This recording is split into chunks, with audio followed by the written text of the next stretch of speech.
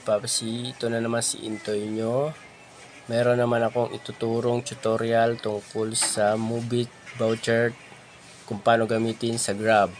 Kaya tara, let's go!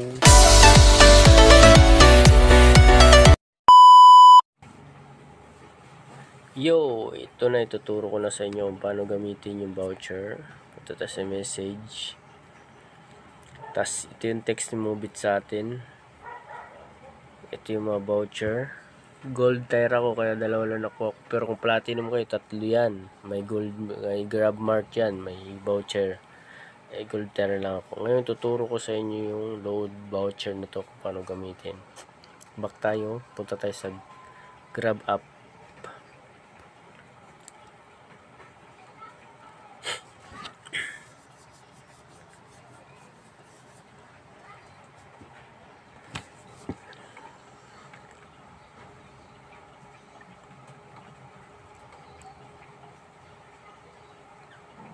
Okay, ito na. Pindutin natin tong all.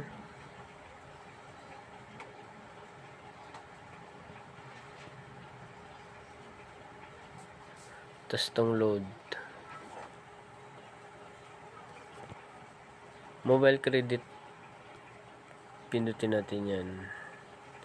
Tapos yan na yung number. Nakalagay na yung number ng globe ko. Okay. Confirm. Tapos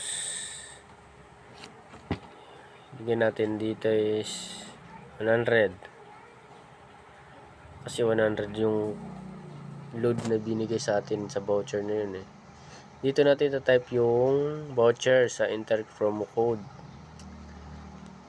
Lagyan natin 5 CWKJ 0 GL. Tama ba? Silipin natin.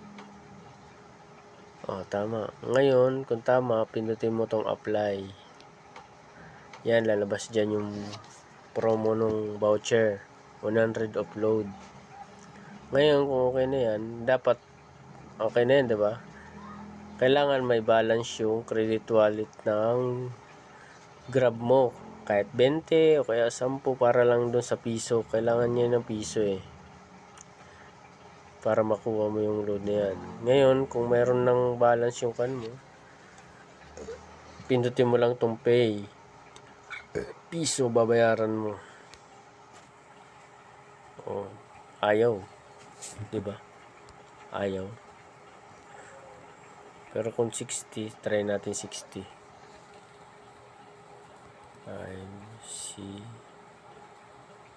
CWKJ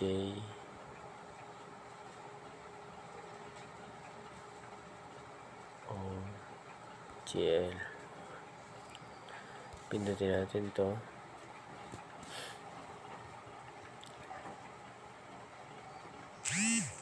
Yun, pumasok pumasok yung 60. Ganun, magte-text sa'yo sa message yung Grab. Ayan na. Diba? Pumasok yung load. 60 ginamit ko Ganyan lang po paggamit ng voucher. Sana natutunan nyo at nalaman nyo kung paano. Thank you for watching.